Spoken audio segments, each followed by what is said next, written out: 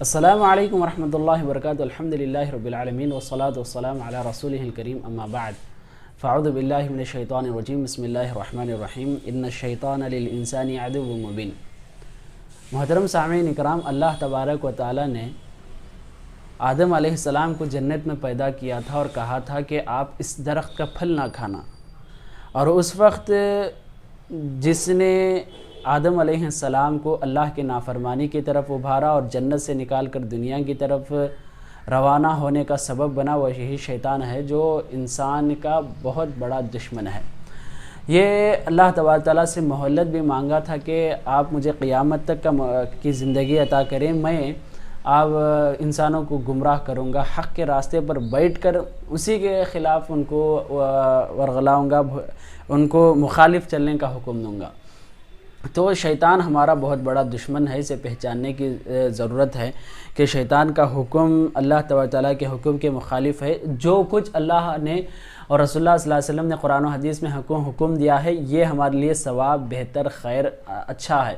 اس کے خلاف جو کچھ بھی ہم کرتے ہیں مکمل شیطانی سازشیں اور اس کے وسوسے اور اس کے خیالات ہیں جس پر ہم بہت آسانی سے چل بیٹھتے ہیں. یہ ہمارے لیے عذاب کا ذریعہ بنتا ہے، ہمارے لیے برے انجام اور خسارہ کن انجام کا ذریعہ بنتا ہے. تو اس وجہ سے شیطان ہمارا برا دشمن ہے. اس بات کو پہچاننے کی ضرورت ہے. اسی طرح کی نصیحت ابن باز رحمہ اللہ نے بھی کی ہے. یہی نصیحت آپ کے ساتھ میں شیئر کرنا چاہتا ہوں. تو چلو ویڈیو ملاحظہ کریں گے. تو چلو شروع کریں. بسم اللہ. قوله سبحانه يا أيها الناس كلوا مما في الأرض حلالا طيبا ولا تتبعوا خطوات الشيطان إنه لكم عدو مبين إنما يأمركم بالسوء والفحشاء وأن تقولوا على الله ما لا تعلمون. ابن باز رحمہ اللہ اپنی نصیحت ایک قرآن کی آیت سے شروع کرتے ہیں جس میں اللہ تبارک و تعالیٰ نے ہم کو نصیحت کرتا ہے کہ اے لوگو، اللہ تبارک تعالیٰ نے جو حلال رزق رکھا ہے وہ حلال کو کھاؤ اور برائی سے بچتے رہو اور شیطان سے حفاظت کرتے رہو. اس وجہ سے کہ شیطان تم کو گناہ اور فحش چیزوں کا، فحاشی کا حکم دیتا ہے اور اس چیز کا حکم دیتا ہے کہ تم اللہ کے بارے میں ایسی باتیں کیا کرو جو اللہ نہیں کہا ہو. بين سبحانه أن الشيطان يأمرنا بالسوء والفحشاء. تو اللہ تعالیٰ نے واضح کر دیا کہ جو کچھ بھی ہمارے برے خیالات ہیں، گناہ کی طرف یا فحاشی کی طرف ہمارا خیال ہے، ساری کی ساری چیزیں شیطان کے جانب سے ہوتی ہیں. وأن نقول على الله بغير علم لما يعلم الخبيث عدو الله ما في ذلك من الفساد العظيم والعواقب. اور یہ اللہ تبارک تعالیٰ کی مخالف باتیں کرنے کا حکم دیتا ہے. اور اس آیت میں اللہ تبارک تعالیٰ نے واضح کر دیا کہ شیطان کے وسوسے ہمارے لیے بہت بڑا فساد ہوتے ہیں، ہمارے لیے خسارہ کے ذریعے بنتے ہیں، ہمارے لیے نقصان کا ذریعہ ہے. ولهذا يأمر بالسوء والفحشاء، يأمر بالمعاصي والمنكرات ويدعو إليها ويحسنها. تو اس وجہ سے وہ برائی کی طرف دعوت دیتا ہے، گناہ اور فحاشی کی طرف ابھارتا ہے، اس کو بہتر اور اچھے انداز میں اسے مزین کر کے دکھاتا ہے اور اس کی طرف وہ دعوت بھی دیتا ہے، یعنی گناہ کی طرف دعوت دیتا ہے. ويرغب فيها ويشجع عليها. اور اس کے بارے میں ہمارے اندر ترغیب، شوق پیدا کرتا ہے اور اس کی طرف ہم کو آگے بڑھنے ہمت دلاتا ہے، بہت ہمت دلا کر اسے آگے بڑھا دیتا ہے. يكونوا معه في السعير نعوذ بالله من ذلك. تاکہ جہنم میں ہم ان کے ساتھ رہیں. یہ اس کا ارادہ ہے. اس وجہ سے اللہ تعالیٰ کی پناہ. كما قال عز وجل ان الشيطان لكم عدو فاتخذوه عدوا. اللہ تعالیٰ نصیحت کرتا ہے کہ شیطان تمہارا دشمن ہے، اسے دشمن ہی سمجھو. انما يدعو حزبه ليكونوا من اصحاب السعير. اور وہ اور اس کے فوج یہ چاہتی ہے کہ ہم جہنم میں پہنچ جائیں. ويدعو الى ترك الصلاة، إلى التكاسل عن الصلاة، إلى عدم أدائها بالجماعة. تو یہ حکم دیتا ہے اور اس بات کی طرف ابھارتا ہے کہ نماز چھوڑ دیں، نماز میں کوتاہی برتیں، وقت چھوڑ کر دوسرے اوقات میں ہم نماز ادا کریں. إلى عدم أدائها في الوقت، إلى البخل بالزكاة، إلى عدم القيام بصوم رمضان، إلى التساهل بما حرم الله من الغيبة والنميمة. اور ہم کو شیطان وقت چھوڑ کر نماز ادا کرنے کا حکم دیتا ہے، زکوٰۃ سے منع کرتا ہے، روزوں میں کوتاہی برتنے کا حکم دیتا ہے، اور اس کے ساتھ جو کچھ اللہ تبارک تعالیٰ نے حرام قرار دیا، حرام چیزوں کی طرف ہم کو آگے بڑھاتا ہے۔ وأكل الربا وتعاطي المسكرات وغير هذا مما حرم الله۔ تو جو کچھ اللہ تعالیٰ کے محارم ہے، غیبت ہے، چغل خوری ہے، سود کھانا ہے، اس طرح کے تمام چیزوں کی طرف شیطان ہم کو آگے بڑھاتا ہے۔ فهو يدعو إلى كل فساد وإلى كل سوء وإلى كل فحشاء۔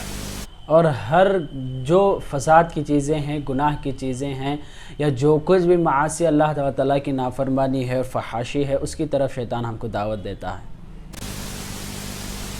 وهدفه من ذلك إفساد المجتمع۔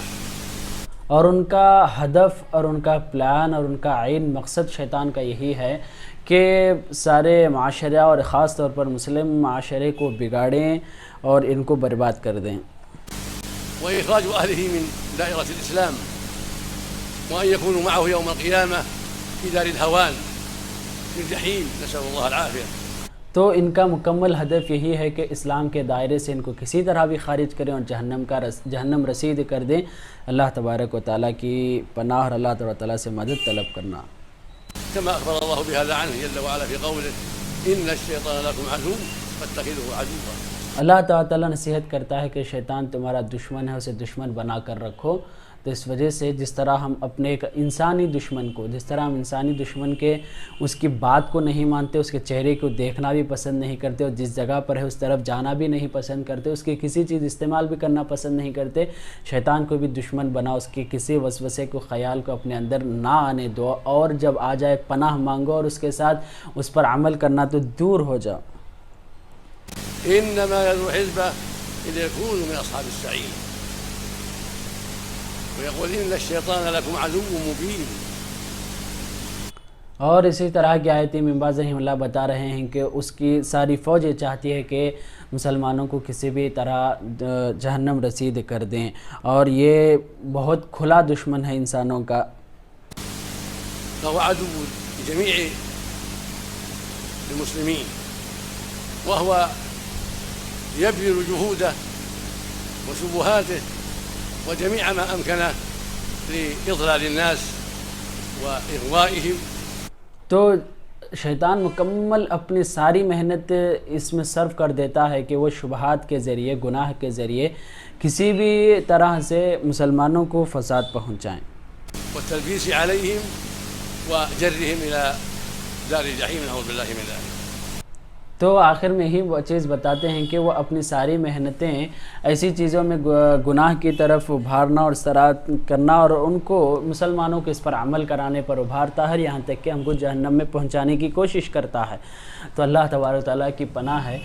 تو اس میں ابن باز رحمہ اللہ نے دلائل کے ذریعے ہم کو واضح کر دیا کہ ہمارے دشمن سے حفاظت کسی بھی حالت میں ضروری ہے۔ ہم ایک چھوٹی سی مثال دے کر اپنی بات ختم کرتا چلوں۔ اگر ایک جنگ چلتی ہو تو ایک مخالف جماعت اپنے دشمن سے بچنے کے لیے مکمل ذرائع استعمال کرتی ہے۔ کس طرح کہ چند سپاہیوں کو ان کو دیکھنے کے لیے رکھتی، حفاظت گاہ کے لیے دور دور جگہ پر کھڑا کرتے ہیں، تیر اندازی کے لیے تیار رکھتے ہیں، ایک مضبوط دیوار بن لیتے ہیں، اور ان کے جو بھی جاسوس لوگ ہیں ان کو اپنے اندر داخلہ نہیں دیتے۔ تو اس طرح ایک دشمن سے بچنے کے لیے جتنی احتیاط انسان کرتا ہے، شیطان سے بچنے کے لیے بھی احتیاطات کرنا چاہیے کہ اعوذ باللہ پڑھتے رہنا چاہیے، اور اللہ تبارک و تعالیٰ کے احکامات پر عمل کرے، اور اس کے مخالف میں جو کچھ ہم کو وسوسہ اور خیال آتا ہے اس کی حفاظت کریں۔ کبھی ہم شیطان کے جال میں پھنسنے سے مکمل اپنے آپ کی حفاظت کرنا چاہیے۔ جو کچھ بھی فرض چیزیں ہیں اسے وقت پر ادا کرنے، فرض چیزوں کے معاملے میں ہی اکثر شیطان ہم کو ورغلاتا ہے، اس سے اپنے آپ کی حفاظت کریں۔ اللہ سے دعا ہے کہ اللہ تعالیٰ ہم سب کو شیطان کے ہر وسوسے سے حفاظت فرمائے، آمین۔ السلام علیکم ورحمۃ اللہ وبرکاتہ۔